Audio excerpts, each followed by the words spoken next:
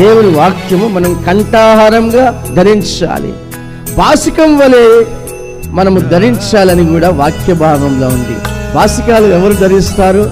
పెళ్ళికొడుకి పెళ్ళికూతురికి బాసికాలు పెట్టి పెళ్లి చేసేవాళ్ళు పూర్వకాలం. అయితే వాక్య భాగంలో అదే ప్రస్తావించింది. మనం బాసికం కట్టుకున్న విధంగా దేవుని వాక్యాన్ని మన ఈ తలకి, ఈ నుదుటికి కట్టుకొని ఉండాలి. అంటే మన నుదురు చూసినప్పుడు, మన ముఖం చూసినప్పుడు, మనల్ని చూసినప్పుడు, వాక్యం కనిపిస్తూ ఉన్నప్పుడు మన ముఖంలో ఉండే ఆ సౌందర్యం వేరుగా ఉంటుంది.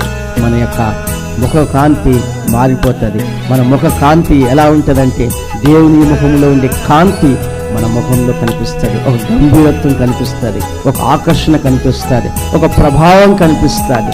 మన ముఖం చూసిన వారు నెమ్మది కలిగి, సమాధానం కలిగి వెళతారు.